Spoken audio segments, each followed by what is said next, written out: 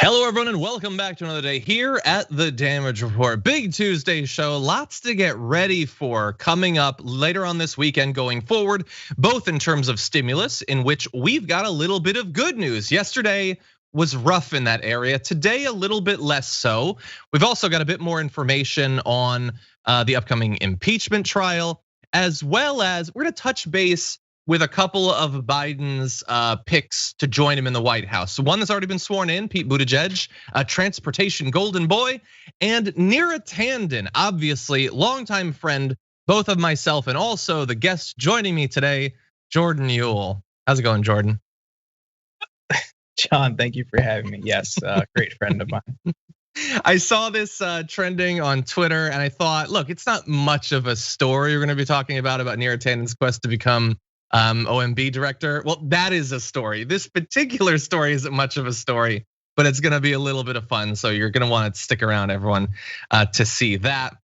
By the way, speaking about sticking around, after the damage report today, Jordan, what's going on over there on the Twitch? Yeah, after the damage report, we will be live on TYT's Twitch with another deep dive. And our guest today will be Kim Kelly, who is a labor reporter and who is on the ground in Alabama covering the efforts to unionize the Amazon warehouse. So she's been talking to workers down there. She's been on the ground. I think the only reporter I see at a national level on the ground covering that fight. Yeah, it's been great. And the stuff that she's been putting out with this new media enterprise that Faz Shakir, former Bernie campaign chair, has started, More Perfect Union, or it's a video, kind of Now This style video enterprise talking about working class power. She's been putting out her reports with them. So I'm looking forward to a great conversation. The chat is always very active. It's a lot of Dragon Squad people. Exactly. So many of you are already over on Twitch. I know a lot of you watch on YouTube, but feel free after the show to head over to twitch.tv/TYT and watch Deep Dive. By the way, I'm sort of curious. We talked briefly about the unionization drive on the pre-show yesterday. Do we have any idea what the timeline is for it? I know you don't want to spoil your whole segment or anything, but is this a thing that we're gonna know in a matter of days, weeks, or months? I would imagine pretty soon. The voting just started yesterday and there was a bunch of fights. Amazon was trying to suppress the vote by not letting them vote by mail, which is very ironic considering everything we just talked about at a national level in November. So you see how this tool is used in other realms as well to suppress the vote. But Kim will help us get a better understanding of the time frame. Awesome. And I see over on Twitch, let's see, Indie Dragon says Deep Dive is freaking awesome. Hey. So if you aren't familiar with it yet, go find out how freaking awesome it is by checking it out after this. And for those of you who are already watching, please hit the like button and share the stream so that people know that we're live. And as we go through this hour of news, you can, of course, send us tweets and comments and super chats and all of that, and we will respond as we go. That said, Jordan, you ready to jump into this news? Oh yeah. Okay.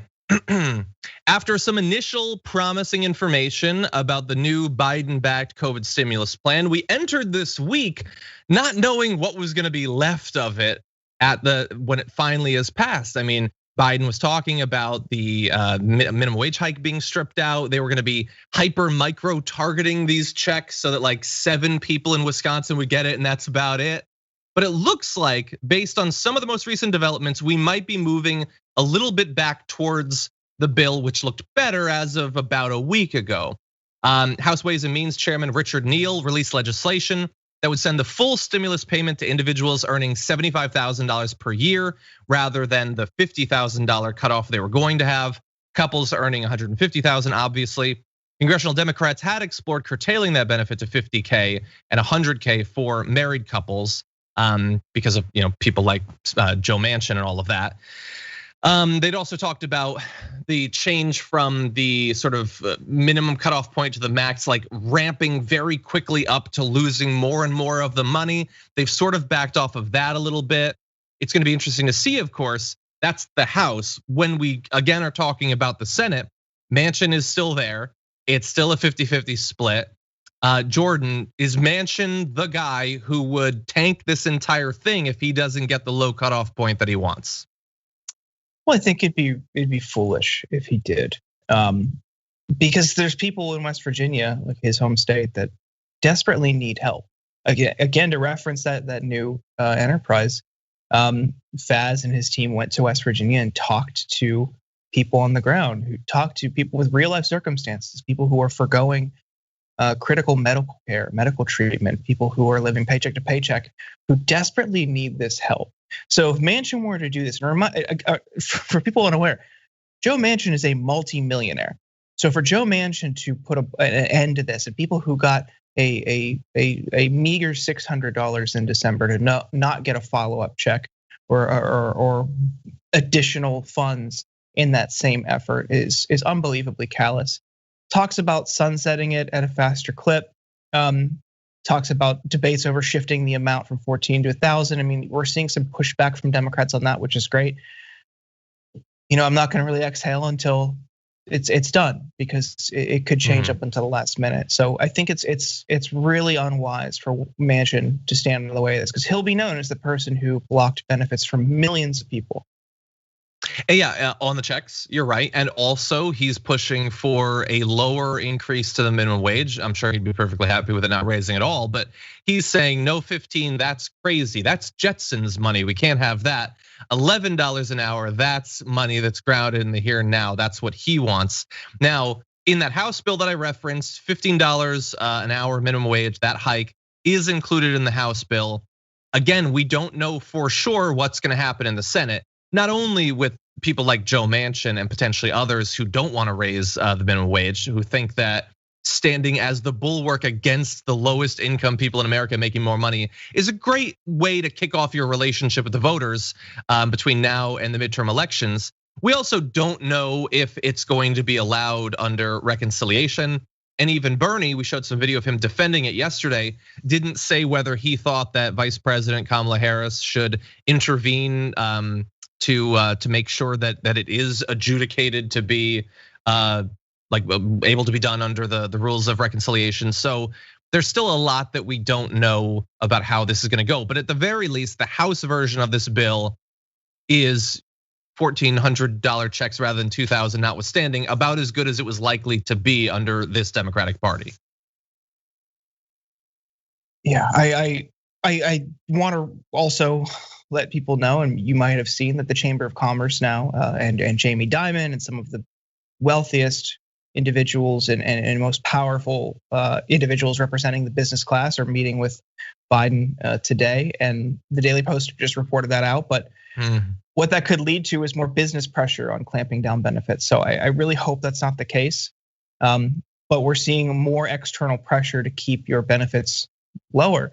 And what that ultimately means is it forces people, we've talked about that, you and I know I've talked about this so much throughout the course of the pandemic on this show, is just these types of actions just push people into unsafe situations. It makes them more willing to accept unsafe work. It makes them more willing to turn a blind eye to situations they shouldn't be in just because they need to survive. You shouldn't have to choose between getting sick and COVID and surviving, paying your bills. That's an unfair calculation when we have the resources to take care of everybody. So now we're seeing Wall Street deployed to keep these benefits down, ultimately to the betterment and enrichment of corporations. Yeah, and alternatively, in theory, we could just give it to everybody. I know it's a radical idea. And the thing is, like, look, we're of the sort of people who generally are not interested in more economic resources going to the wealthiest people in the country. But we also understand that there is a cost to just sitting down or thinking about how exactly can we target this and what should the cutoff and what should the ramp up be and all of that. And that can be measured in time, in the additional weeks that this is gonna take to actually be sent out. All of the people who will face economic ruin during that time, as well as the people that even under the most carefully considered micro-targeting scheme will be left out who should not. Because again, all of these conversations, whether we're talking about $75,000 a year or 50 or whatever, all of this is based off of outdated information that is not representative of people's economic reality during and in the continued effect of the pandemic. There are going to be, no matter what they do, millions of people who made whatever amount of money you want to imagine back in 2019 and are not making anything during 2020. And those people need assistance now. That's just the way it is. We can get back to raising the taxes on the wealthy and all that later on. This is not in the interests of rich people getting richer. We need to make sure that if that is the cost to all of these people who have fallen on incredibly hard times getting the aid they need, that is a price that we should be willing to pay, and is certainly one that we're capable as a country of paying.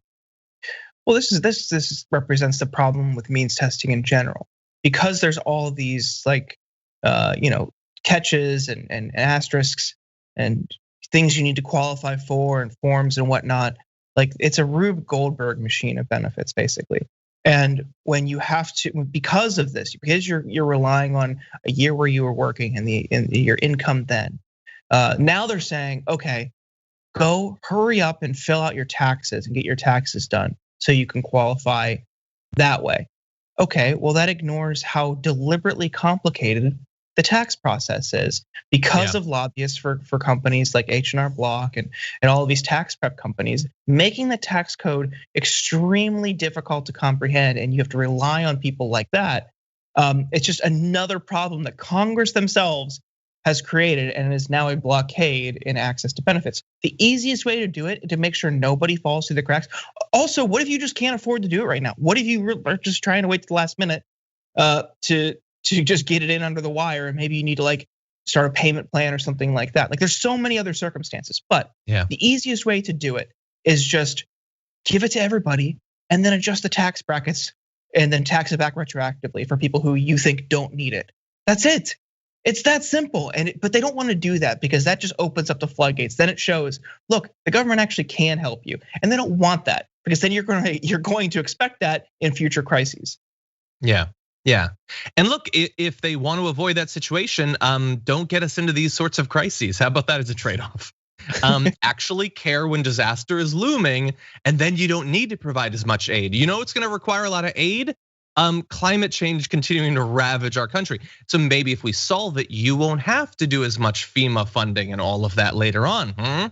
Think about it, US government. Anyway, there are some people who are fighting on this. I mean, we played the Bernie Sanders stuff, and he was fighting back against the lower limits. Pramila Jayapal has been saying this is our one opportunity to raise the minimum wage. We need to be fighting for it. She also tweeted, "Let's get this right. It's $2,000 survival checks. It's not $2,000 survival checks if you made less than 50K back in 2019," which is a great sentiment, but unfortunately, that's the way it's shaping up. And it's really not 2,000. I know I keep saying we're not going to keep adjudicating this, but it has been so long since the last round of checks. I love that. Everyone just imagines that we can debate if it's 2,000 or 1,400 plus 600 for so long, as if all of America's working class is in frozen in carbonite with no accruing costs or anything like that. Anyway, in addition, no, go on. Well, they tried to frame it as some helpful, response, and we're adding to this so you can pay for groceries and rent. Well, that's great if you pay rent once a year. That's just it doesn't make any sense. They're trying to tie it to the reality of the situation when it's not monthly, when you have to buy all these things repeatedly throughout the year, and it's insufficient. So it's a $600 payment in December and $1,400 if you're lucky. Maybe February, maybe March. That's not. That doesn't answer or meet. Yeah, right. It doesn't meet either of those needs. So they're trying to couch it and frame it in this we're looking out for the kitchen table issues and working class Americans. And when it's not, it's just they're trying to fulfill this one promise, but they're doing it very poorly. Yeah. And by the way, one other detail, the House Ways and Means Committee released details Monday of other parts of the aid package, including a new child income tax credit. That benefit would offer $3,600 per child over the course of a year for each child under 6, as well as $3,000 per child for each one aged 6 to 17. I haven't seen enough detailed analysis to know exactly what to think about this. It seems good, but I also know that, for instance, Mitt Romney had sort of a similar idea, but he also saw it as not being some sort of new additional tax credit, but meant to replace other things that would necessarily shift who exactly is getting the benefit. This seems like the sort of thing that a lot of conservatives would love, because obviously there's parts of the country where some families have a lot of kids. But anyway, I don't know if that's going to end up being part of the final package, but it is another variable to consider in this ever shifting equation. Yeah, it's there. There's lots of moving parts. Like I said, like from reducing the payments to whatever the Chamber of Commerce could get done and accomplish. Hopefully nothing. To the minimum wage increase. Like I don't know if that's what it takes to get minimum wage. Maybe that's what people need to talk about. Yeah. But I'm just generally distrustful of Mitt Romney and his intent on these types of things. Yeah, I mean, and supposedly this is separate, but it's coming out at much the same time. We'll see what ends up happening once it hits the Senate. But anyway, let's read a few viewer comments before we move on to other news. First of all, thank you to Scott McIntyre for becoming a tier 2 YouTube member. Appreciate that. Hope you enjoy the top 10 list, including yesterday's Lou Dobbs top 10 greatest hits as we kick his ass down the road. Because he's gone now, at least for now. So that's fun. Anyway, Tree Frog sent us in a super chat saying, so who is on the Loon alert today? Green, Lindell, someone else?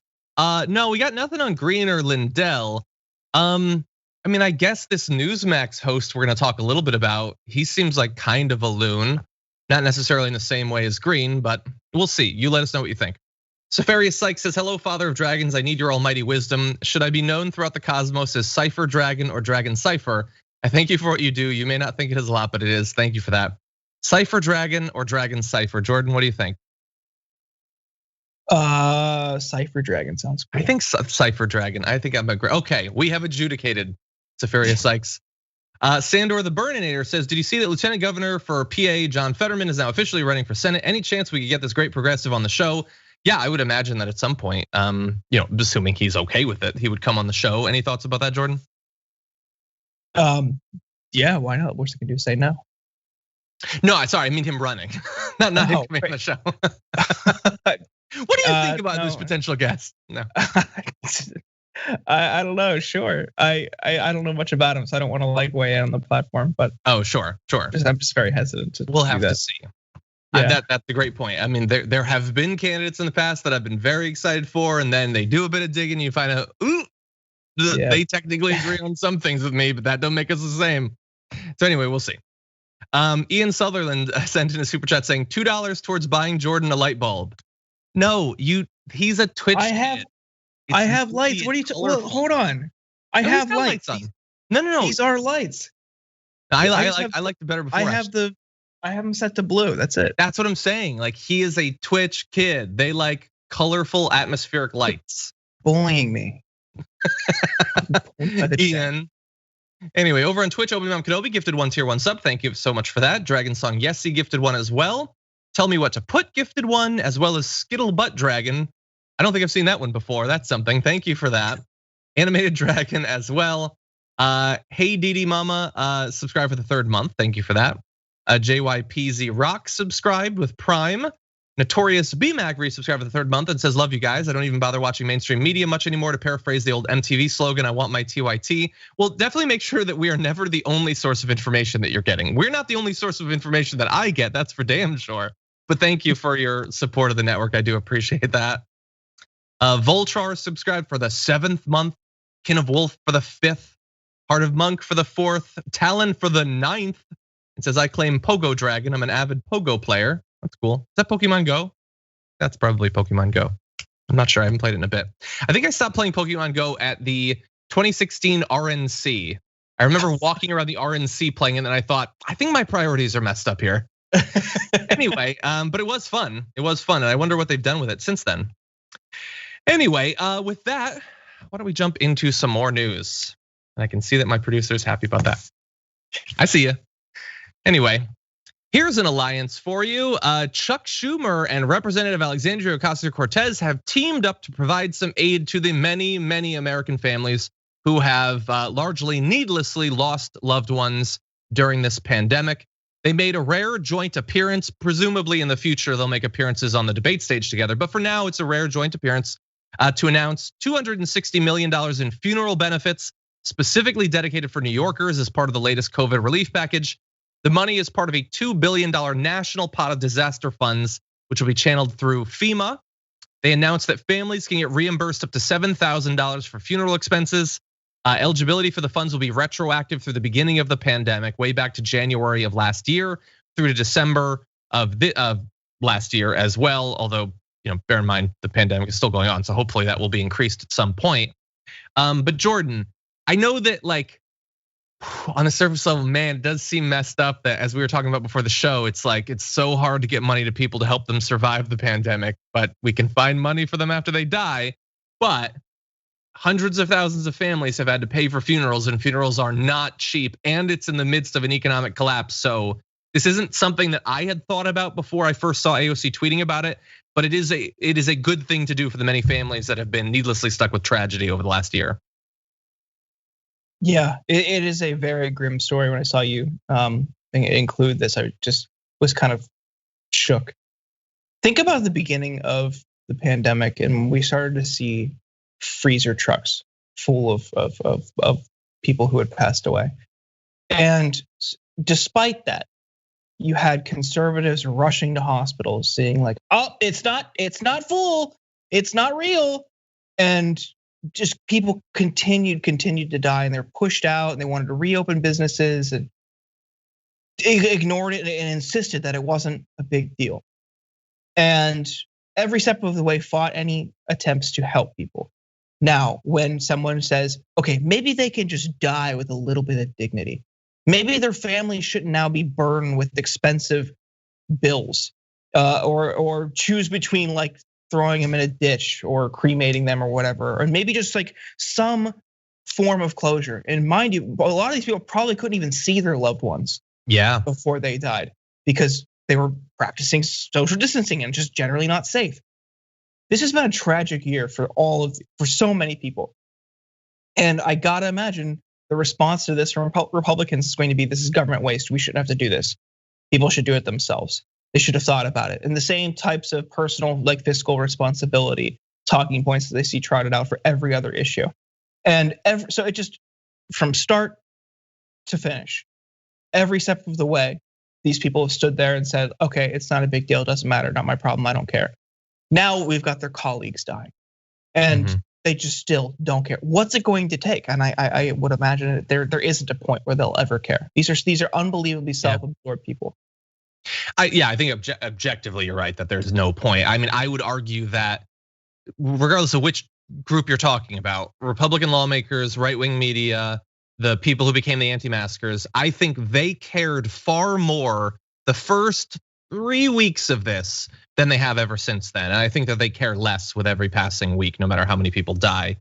Yeah, imagine you took us back to the very beginning. Let's imagine going back to the very beginning when we were covering, when it was just overseas, when it was originally overseas, we're talking about like, oh my God, it's so rough, it's killing a bunch of people, and then it starts to come here. Imagine if we'd said, man, in the end, they're gonna allocate $2 billion to help bury people who've been killed by this.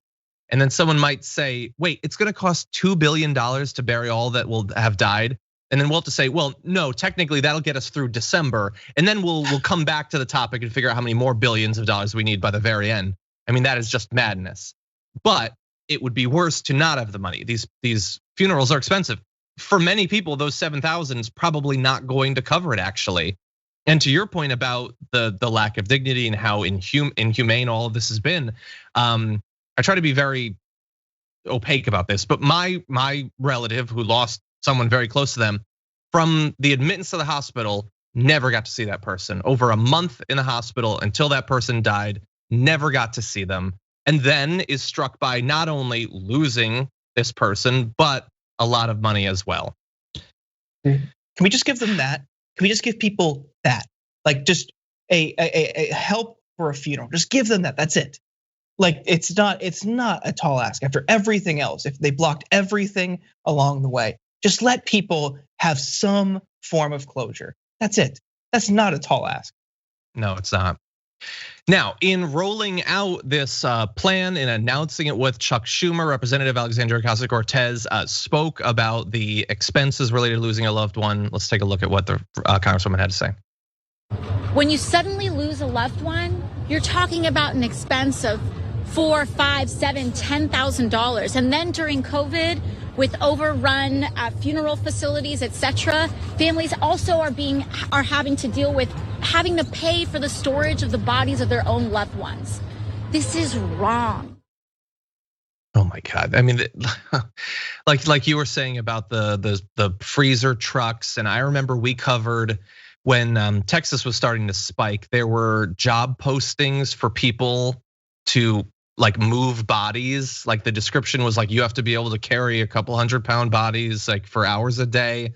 Just like imagine having to pay in the storage for the body until finally you might be able to have a funeral because there's so many going on. What a failure.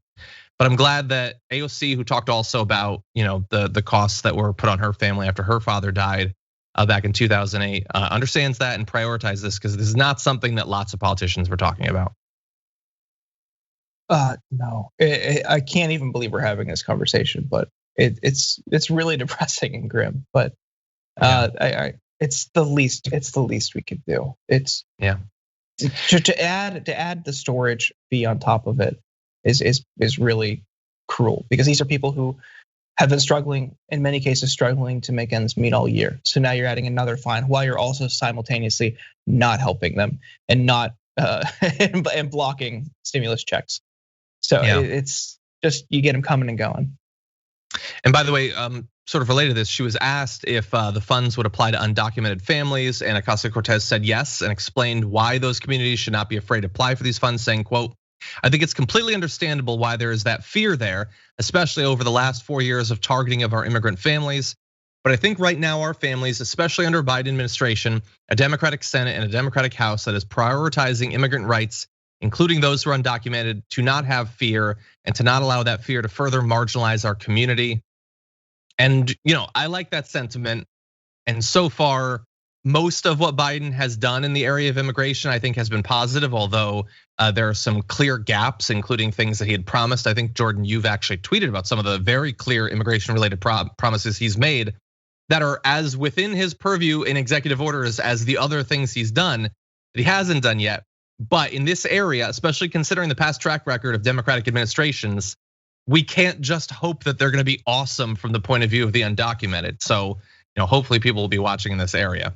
But I am glad that they're gonna have access to the money as well, especially because the disease has hit undocumented communities harder than others. Yeah, we'll see. Yeah, we will see. Okay, let's move on to our next topic, and then we'll see what's going on with the audience. I saw some conversation on the YouTube chat about a Jordan emoji and what that would look like. So we're gonna have to see. There's a great one on Twitch of Jordan after he had accidentally sworn. But that one's for Twitch. We'll see what happens. We'll see what happens. Yeah. Anyway, okay, let's move on to our next topic. We're all waiting to find out what's gonna happen with impeachment, and we're gonna get to what Newsmax is saying about this and about what happened on the 6th. But I wanna start off with the new possibility of a bombshell that the Democrats are not just going to use a lot of video so that they don't end up with bored Republicans. That was what we found out yesterday, because somehow Republicans who are less bored are more likely to convict the president. I don't know, but apparently also, we're finding out on Twitter, a senior aide on the impeachment team says House managers, quote, will bring evidence that nobody has seen before in Trump's trial this week. Aides declined to answer questions about what that secret evidence is, saying only stay tuned, as if it's like, the mid-season return of Walking Dead. What's it gonna be? I don't know. You just have to find out. Aides also say that the manager's presentation against Trump will be more like a violent crime criminal prosecution than a constitutional convention. Okay, so they potentially got this bombshell they're gonna drop, and they're gonna make it like a cool TV procedural rather than this stuffy thing. Jordan, how does that change the odds of impeachment happening? Well, I mean, Congress or the needs to conviction even happening. Right. The first challenge is Congress even accepting that this is a constitutional trial. That vote happens this afternoon. So I mean, we might not even get that far. We'll see. I would love to see this secret evidence. I also would love to see witnesses, and so far they've made no intention of calling witnesses. They're just doing this impeachment speed run because they want to get, understandably in part because they want to get back to stimulus talks, but also there just doesn't seem to be the political will to take this on. And that's really unnerving, because if you directly inspire an insurrection attempt at the Capitol, not to get too wild here, but I think you should be punished for doing that. I think you should not be able to run for office again. Not to get too extreme or radical. Right. But like, there just doesn't seem to be like a general consensus. That's what the deal is. And obviously that's the sentiment shared on the right. But like, this is what we're up against. We're up against a party that just doesn't care. They do not care if you do this kind of stuff. The 14th Amendment, there's still a clause in that could prevent Trump from running office again. Like, leading an insurrection is a clause in the 14th Amendment. So we'll see if that's used somehow to prevent him from running in 2024. But the lack of witnesses is really troubling. That said, if we get that far, would love to see whatever this evidence is, and I hope it's as good as they claim. Yeah. So not pushing for, like, I understand the Republicans don't want witnesses because they don't want anyone to relive what actually happened, because they're trying to rewrite it and make it out to not be this serious thing. And rushing through it and all of that, like the Dems are seemingly okay with that stuff. But do you think, like, is it actually that they want to get back to the stimulus talk, or is this basically just, they're not gonna vote for it anyway? So what's like, sure, we could bring in witnesses, but they're not gonna vote for it. So is this kind of resignation, or is it actually strategic, do you think? No, I think it's that. I think it's the former, that just they realize that this probably isn't going anywhere. And then because of that, they're like, okay, well, what can we do that's productive? Like, I obviously have a lot of frustrations and criticisms of the Democrats, but like, they want to do something right now. It's not ideal, and it's probably not what I want, but like, they want to do something. So if it's not this, and they know this is a dead end, okay, well, at least run through it. And just that's what it is very frustrating. And again, this is on Republicans for not caring, for turning a blind eye to a very open, blatant, egregious offense and abuse of power. They just don't care. They're complete lawless, and all they care about is power. Yeah, and by the way, the Republican point is, can't we just move on? Can we just move past this? It's not, January 6th wasn't like representative of something that's still out there and is still a threat. But like, no, hold on. We can do the poll? Okay, so we're debating whether we think it's gonna happen. So let's throw up that poll. Will Trump be convicted in the Senate? And then near the end of this segment, we'll return to that and see what the audience thinks. This is gonna be running on Twitch. So they say, like, you guys are obsessed over this. This isn't like a big thing that you need to worry about in the future. Let's just move on. Let's move past it. But like, you guys won't even convict him for what he did because you're terrified of what his base will do to you. You are demonstrating with your approach to this trial how we're not moving past this, and how just moving past it doesn't get rid of the threat, because you are bowing to the threat already. And unrelated, but they're saying in the chat that I said impeachment. I find that inconceivable. I don't play the tape because I'm worried now, but I don't see how that's possible that I could have said that. Anyway, now, I don't know if this is the bombshell that the Democrats are talking about, but CNN is reporting that a former aide to Donald Trump has told them that Trump enjoyed watching his supporters assault the US Capitol in the final days of his presidency. Which is not news in that we didn't already think that was happening, but I guess it's a confirmation. CNN quoted a former senior Trump official as saying the president was enjoying what he saw, people, some in MAGA hats and with Trump flags, breaking into the home of the federal government's legislative branch. Trump was, quote, loving watching the Capitol mob. And then they explained that, everybody is wondering, when is he going to do something? When is he going to send in, no, not insurgents. When is he going to send in the authorities to like lock this thing up? And the reason apparently he couldn't do that was because this was live TV.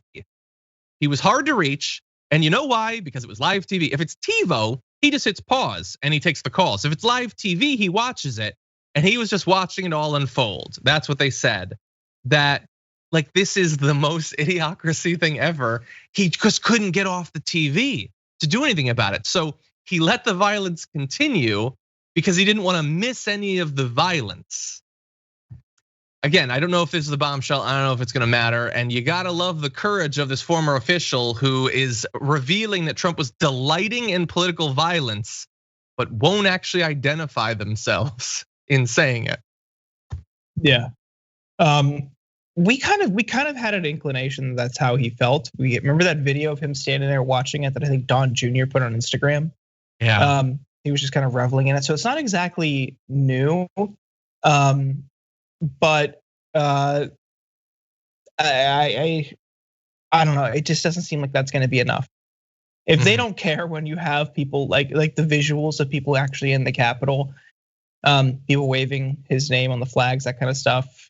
Like this is, I don't think they're gonna care that much. So, well, and by the way, we'll in theory, let's say that this former Trump official, senior official, was actually willing to come forward and identify themselves. Or if we did a Laura Ingraham style, like shadowed voice modulation thing, the issue is that even that isn't gonna happen because they're not gonna have witnesses. They could bring in some of the people who participated to say that Trump inspired them. They could bring in some of the security officials to testify about the situation. They could have some of the representatives talking about being like hunkered down, worried that they were going to be hunted down and murdered. They could do all of this. But neither side apparently wants to have witnesses. How do you expect to prosecute this case if you don't bring in any of the people who are affected by it? And you hope that TV is going to do it for you, playing the video. We've seen the video. They don't accept the video. I don't know if they would accept the testimony, but you can't just repeat the same thing and expect that that's gonna sway 17 Republicans over to turning on Trump. I just think that there's like zero chance of that happening. Yeah, they beat somebody to death with a stick with a flag on it. A woman was trampled to death. They tried to break into the Capitol. I mean, they literally did break into like the Senate floor, and were on the sitting at like the dais or whatever. Yeah. I mean, what you pretend these things are sacrosanct, like in your posturing, like when you're talking about the importance and valor of Washington D.C. and now someone comes in and desecrates it and you just don't care. And the guy, because the guy who inspired it is of the same political party as you, like it's unbelievable. Yes. True, that is a true thing. So we've been debating this a little bit. What does the audience think over on Twitch? We put up the poll. Will Trump be convicted? The voting is still going on, but I think this is enough to be definitive. Yes is at 14%, no is at 86%. So I think the 14% are being a little bit optimistic, but that's you get to vote. Our Twitch channel is a democracy, even if America is not. And so it's not looking good. Now, you were making reference to someone being beaten to death. I want to address this now. Newsmax host Greg Kelly doesn't believe that impeachment should be happening and doesn't seem to think that what happened on January 6th was a big deal. But that might be because he has a very interesting idea of what actually happened on January 6th. Take a look at this. I believe begins tomorrow, or the trial. They already impeached President Trump. We know it's a joke. We know he's not responsible for what happened on Capitol Hill. He specifically said, march peacefully and patriotically. We all heard that, right? By the way, if he really did break the law, they could charge him in DC court. They could, but he didn't, so they can't, all right? The thing is a joke. They've been lying about so much, including, by the way, that 5 people died on January 6th, 2021. It's not true. Only 1 person died on that day. You know who it was? The unarmed woman, Ashley Babbitt. Unarmed woman shot and killed by Capitol Police. We've heard very, very little about that case. And you know what? That bothers me. So I don't know exactly how to respond to that. I'm taking it seriously because Newsmax now occasionally beats Fox News in the ratings. So in theory, they're a serious thing. But it is not true that only 1 person died. At least 5 people died on that day. Others died afterward. He thinks it was only that 1 person. So we had been all worried about the fact that they beat a cop to death and tried to beat other cops to death.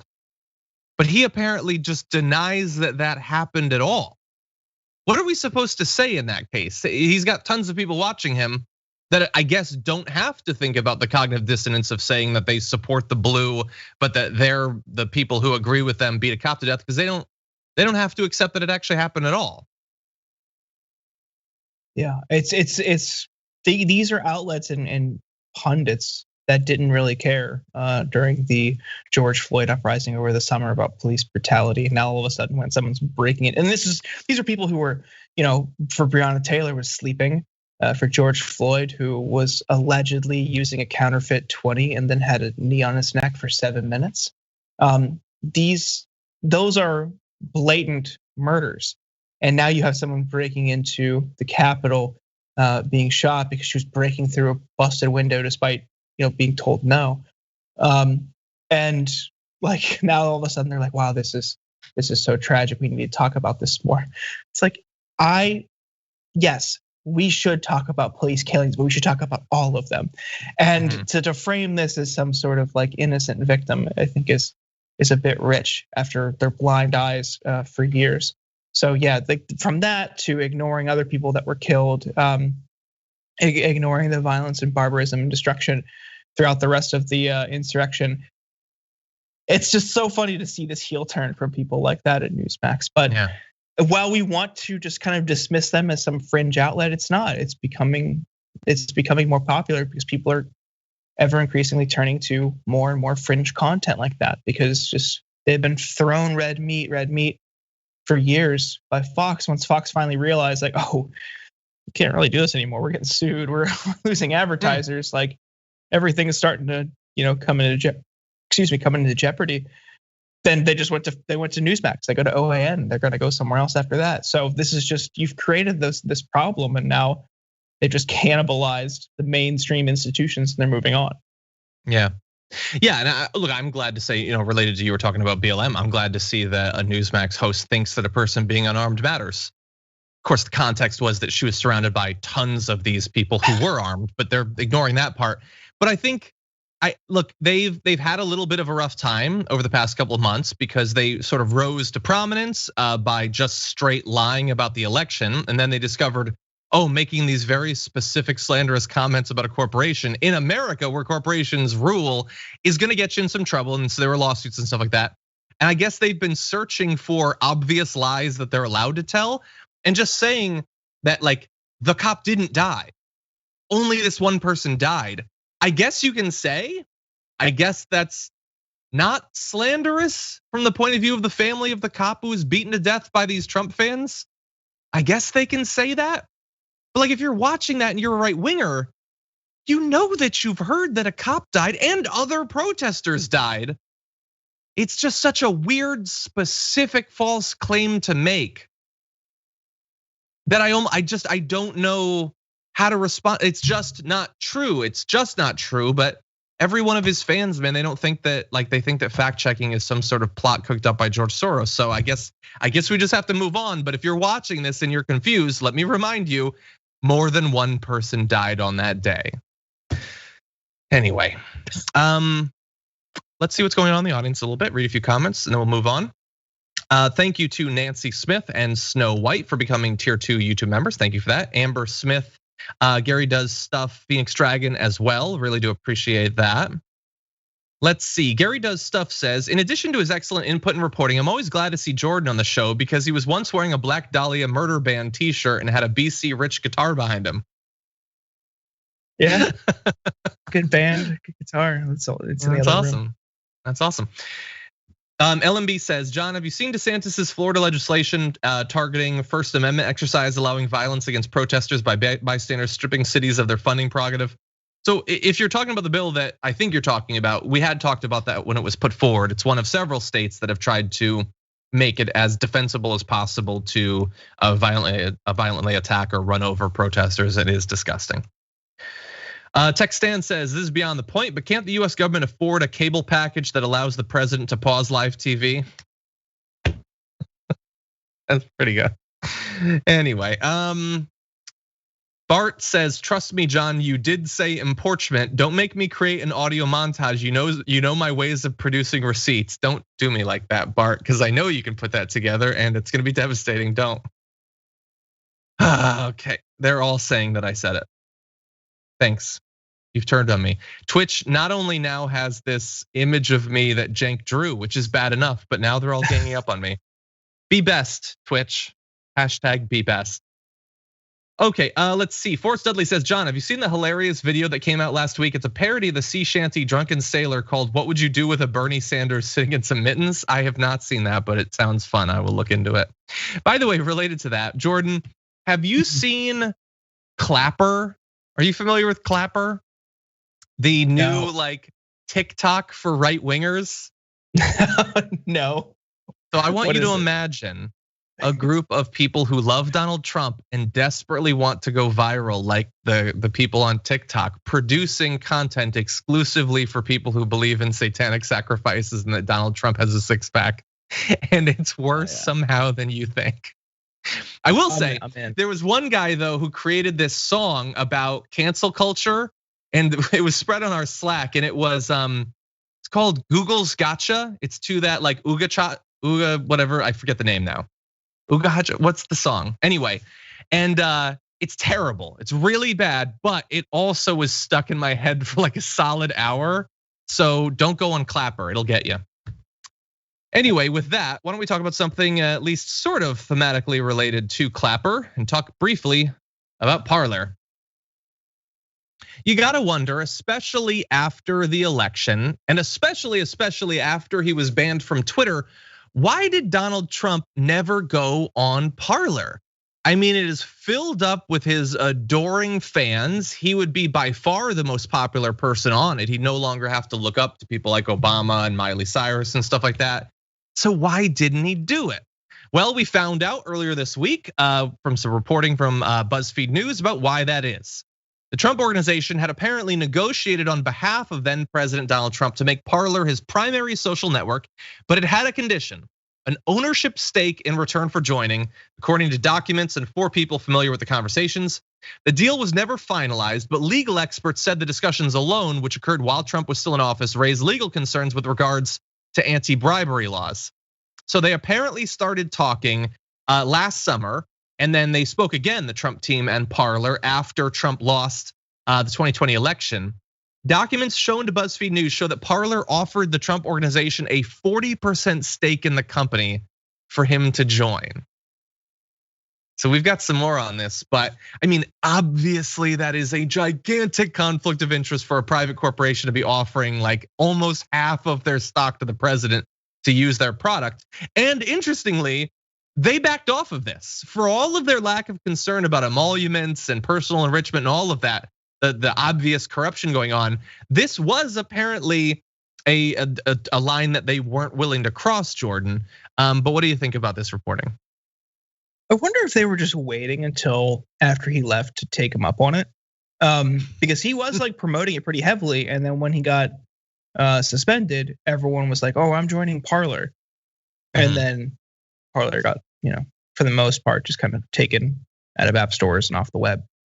And I wonder if it was just kind of like a wink and a nod, like, okay, yeah, we'll think about it, with the expectation to take it up once he leaves office. It's pretty brazen. Like it's just like pretty bold, and I think that like they're evil, but they're not like that stupid. Like Donald Trump is known for never putting things in writing, right? Like he was always against email, so you never had a paper trail of things that he said. That's not somebody who's like, wholesome or great, but like he's conniving. And I think that there was probably an element of that in this calculation.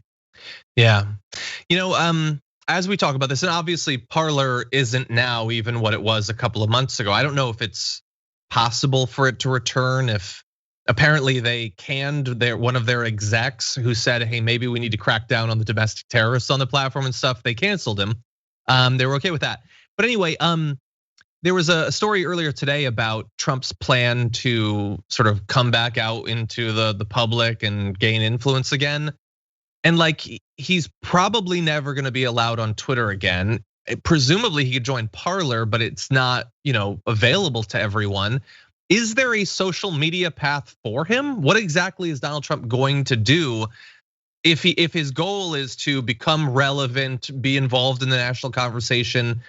He doesn't even have Lou Dobbs anymore. So what does that look like, you think? That's tough. I mean, he's got this joint fundraising agreement with whatever this like Patriots party thing is that he's like mulling. I don't know if it's necessarily a PAC or actually registering as a party yet, but they're going to do some fundraising with it. They can convert old campaign infrastructure into other, political vehicles. So they'll probably use those accounts. They'll use probably the Trump property accounts. Then you have all the family members and people who are loyal to him. But it's not the same as coming from himself. And that's, I think, because like it or not, the strength of the Trump social media brand was just how wild he was on these platforms. Mm-hmm. You're not going to be able to replicate that. It's like what's Laura Trump going to do? Like, oh, my father-in-law says Hannity sucks. Like, it's just not the same. So it's going to be mitigated. The impact will be mitigated a bit. And this also puts like a damper on their plans to get into media. Like there was rumors about him, becoming like a stakeholder in OAN or a host or something like that, or starting his own network. We'll see. But without that vehicle to promote, everything they want to do right now is tamped down. And they also probably can't get any loans. No bank is going to want to work with him right now. That's also possible. I think right there you might have, I think he would prefer to own a network or something, but I feel like he should just take a show on OAN or whatever. They'd pay him way more than he's worth. He'd get every right winger to watch, even though the show would probably be terrible. And every episode would seem like a rerun. It's just like, man, I can't flush my toilet these days. And he'd be able to promote whatever products or properties he has. And it's way simpler than starting up your own national cable channel. Like that's actually difficult. And I don't think Jared Kushner is necessarily qualified, not that they'd stop them. I think you might have landed on it. And they'd probably give him some kind of like stock percentage based on it anyway. I wonder if that'll be what it is. He could start appearing on Fox and Friends. They'd probably be okay with that, although the last time he did, they were pretty much sick of him. But they want that audience back that they're losing to OAN and Newsmax. So I don't know, maybe it'll be his own show. And it'll be just terrible. Just terrible. Another thing to consider though, the one thing that he could do is just barnstorm the country. Like he loves rallies. And there's still probably a demand for him. So if he can't tweet, he'll just go and hold rallies. I mean, here he could charge for him now. Yeah. I mean, he might just do it through the PAC, but I mean, he could just go on a speaking tour. People would show up.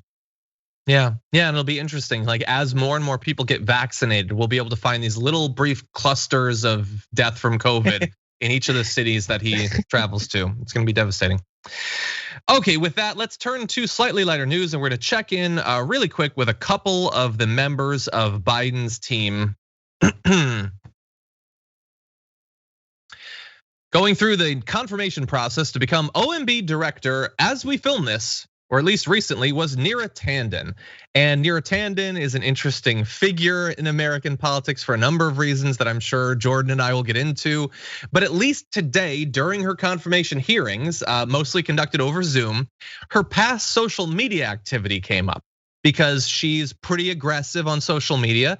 And she also, Jordan, correct me if I'm wrong, tweeted more during the Trump years than Trump himself did, which is really saying something. That is not easy, but I believe she did. Anyway, some of those tweets came up. Here is Senator, I believe it's Rob Portman, talking about some of her tweets. You wrote that Susan Collins is, quote, the worst, that Tom Cotton is a fraud, that vampires have more heart than Ted Cruz. You called Leader McConnell Moscow Mitch and Voldemort. And on and on. I wonder specifically, how do you plan to mend fences and build relationships with members of Congress you have attacked through your public statements? Senator, I very much appreciate that question. I recognize the concern. I deeply regret and apologize for my language and some of my past language. I would like to take that back. He's not Voldemort, and really we shouldn't be saying that name so casually. He's more of a Death Eater, really. But anyway, Jordan, what do you think about this, about Neera Tanden's quest to become OMB director and the fact that those tweets in theory could hold her back? It seems unlikely that it'll have that effect. It probably won't, but God, that's funny. I mean, just like it's great to see, Twitter representation in the federal branch, but it's so funny. Imagine I don't, the quest. It's hilarious that Ken Klippenstein is going to have to do. His tweets, I don't even want to say specifically what he was tweeting yesterday, but there were some tweets of his which were cold-blooded, I will just say. So he's gonna have a rough time with Rob Portman. I will say, while like I don't understand the Moscow Mitch, that doesn't make any sense to me, but saying that, I forget who it was, but that Susan Collins is the worst. First of all, that's objectively funny, and second of all, that isn't that bad. But saying that like vampires have more heart than Ted Cruz, that's actually my new favorite thing about Neera Tanden ever, is that she tweeted that. Yeah, I kind of love it. I mean, I don't like her, and I think that her past stances on budget cuts, when that was the Democratic Party line, as opposed to what she's claiming now, and shape shifting for different political political people and stances and whatnot to get ahead, is kind of the worst type of person you want in DC, let alone the federal government. So that's, don't really care for that reason, but the tweets are funny, and that's what I think. It's funny to look back like 10 years ago, 15 years ago, when you were advised to never really post anything too controversial, never wanted to post any pictures of yourself drinking because that could hurt future job prospects. And now she's out here basically giving the finger to like all of her soon to be like colleagues, and just like, yeah, whatever. Yeah. There's a Twitch comment. Society. Oh, totally. We've changed, at least. I don't know about evolved. Octo Squiddy says, "Sir, you neglected to mention me calling you a punk ass bitch right now. So could you please add that to the record?" Yeah, that is good. Yeah, look, I don't care about her tweets. I would say, I mean, you could accrue, I think, a lot of her tweets about Bernie Sanders supporters that are far harsher than the stuff she was saying about Ted Cruz. I would say if anything about her Twitter activity should concern someone, it's less the individual comment of tweets and more the sheer volume of tweeting, because that's great. But then also that she would regularly, late into the night, like argue with totally random people. And that's sort of a weird thing for a government servant to do, to like have this fight when you have this huge platform, all these followers, like some rando, and you're just going back and forth in the middle of the night. That is very weird. But one final thing, let's also realize, or let's also acknowledge that Rob Portman, who's a Republican, and Republicans almost universally believe the single worst thing in America right now is cancel culture, is trying to get her blocked from government service because she tweeted that someone was the worst. I mean, that's all they really have on it, because it's not exactly like they cared about like intervention in Libya. Like that's not really going to raise a red flag for them. Exactly. Which is something she supported, or taking money from the Saudis and influencing their reports, or trying to break up the Think Progress Union and just completely replace it, and have it like just kind of like overnight replace it with scabs. None of those would ever like ruffle any feathers on the right. It's that you said Susan Collins was the worst. And Ted Cruz has a dead possum on his face. Yeah, it's like, okay. That's I don't know if they actually care about the Ted Cruz stuff though that much. No, I don't think they do. None of them like. They probably agreed with that part. Yeah, it would have been great if he chuckled a bit and then moved on to the next one. Good one. Anyway, okay, we'll check in, see what happens with Neera Tanden. The Dems, control the chamber, so I'm sure she's going to be just fine, and is going to go back to tweeting all day long. But that said, we have another. This is an actual secretary. They've been through the process, so let's check in here. When it was initially announced that Pete Buttigieg, who did pretty well in the Democratic primary, considering some of his fairly obvious flaws as a candidate and his past political service, was going to be up for transportation secretary, I think many people, and certainly we here at the Damage Report, said, wait, what? Why? What does he have to do with any of this? But now he is the transportation secretary. He's on the job. He's doing interviews. So let's see if we can see what it's going to be like with him as a secretary. Maybe we were wrong. Let's take a look. What's the biggest way that transportation has been permanently changed by the pandemic? It's too soon to know for sure, but I think it's safe to say that our old patterns of life, the 9 to 5, Monday through Friday commuting patterns, are not going to be exactly the same. Yeah, and so how might that change what your staff does? We think trains, planes, and automobiles, but what about bikes, scooters, wheelchairs for that matter? Those are things you plan to pay more attention to? Absolutely, yeah. Look, roads aren't only for vehicles. We got to make sure that pedestrians and individuals, and bicyclists and businesses can all coexist on the same roadway. Okay, so Jordan, there's nothing there that he said that is like terrible, and that's kind of the point. He always just says sort of like, yeah, let's all be on the road. Roads are for people, my friends. Let's all coexist on the road. But like, that's like his debut interview. Like, he was picked. It's a very big department with a gigantic budget, very important, and especially with all of our crumbling infrastructure, super important.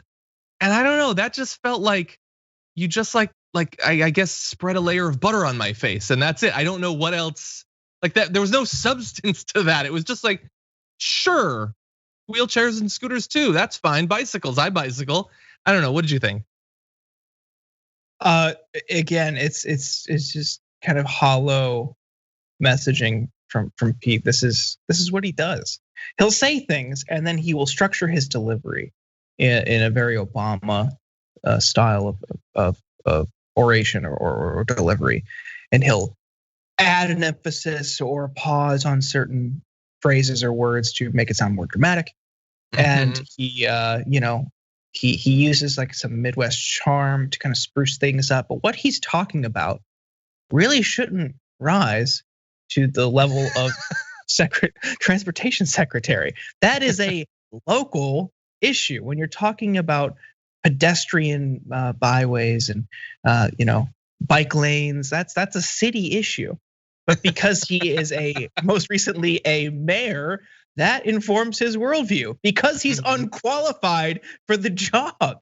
Like, you should be thinking about high-speed rail. How are we going to match something like what Japan has here? That's what the Secretary of Transportation should be doing. How are we going to build out our highways? How are we, or revamp our highways? How are we going to find funding for more bridges? That is what the transportation secretary should be doing. Not, is this intersection in the shrubbery going to look nice next to the coffee shop? Jordan, what are you talking about? He has laid out a plan for his next month. He's gonna be considering. There's a spot on Centinela that really could use a roundabout. I think it would be great considering the business flow and all of that. Yeah, no, that's a great point. It's just very like folksy, sort of inoffensive, but not up to the level. Like, do we both agree that he's only in this position? He only wanted this position, and they only gave him this position because it'll help him next time? That he doesn't care at all about transportation or infrastructure or anything like that? Yeah, this gives him a talking point in 2024, 2028. It's like, I've cared about Main Street and blah, like just gives him some BS talking point when he runs again, because like he's been a mayor and he's taking care of streets all over the country. Like, he's back to taking care of Main Street. I'm sure they'll come up with some hollow line and they'll use this as part of that. That's what it is. It gives him an opportunity to pad his resume a little bit more because they want him to be a star in the Democratic Party. Like, they're forcing this guy on us, despite our generation largely saying like, buzz off, kid. Yeah, my hope is that star is just running and losing for governor or something. Don't run for president again. But anyway, Gabby has a great super chat saying Pete Buttigieg was a Rhodes Scholar, not a Rhodes Scholar. He doesn't know as much as you might hope. Yeah, my hope is that I think he's incredibly ambitious. That's what all of this is about. And I hope that what that produces is him actually trying and accomplishing something. I hope that it's just a position that he's gonna be able to talk about briefly in a debate in 4 years. But I hope that he actually tries to produce something to put substance to that LinkedIn exercise that he's engaged in right now.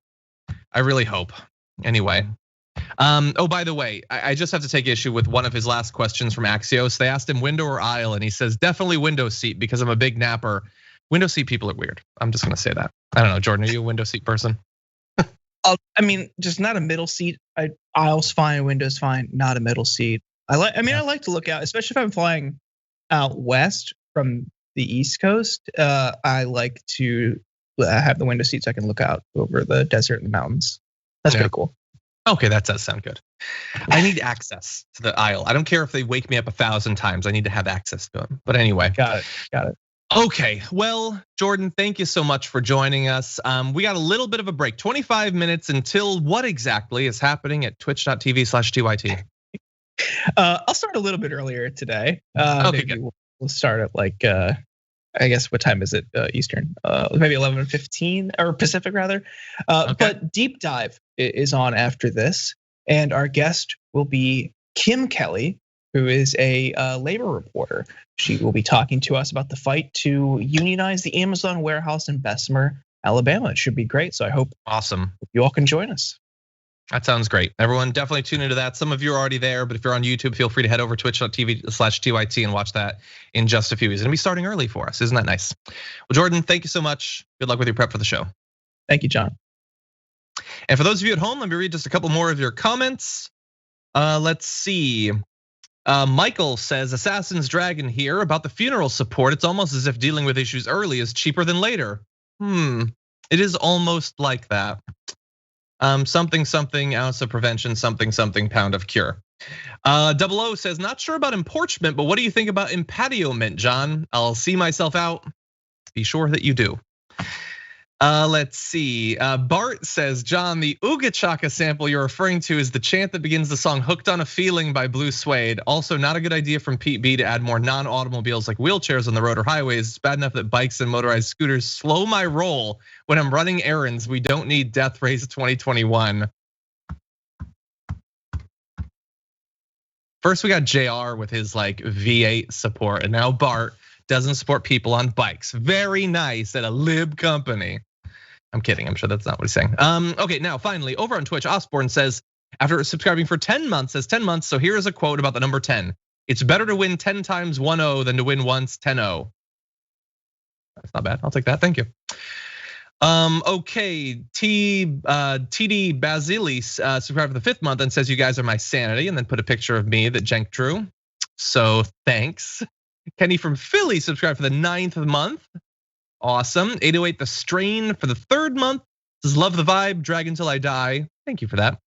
Still Unknown 2 subscribed for the 2nd month and says here's some Bezos cash. I'd like to claim Unknown Dragon, and it is yours. But anyway, thank you everybody for joining us. Deep Dive, news that makes you wet, they asked me to say that, is coming up soon. So definitely enjoy that. And we've got more for you tomorrow on the Damage Report when Jared Jackson joins me for Big News Wednesdays. So it's coming up soon. And until then, stay safe out there, stay sane out there, and I'll see you soon.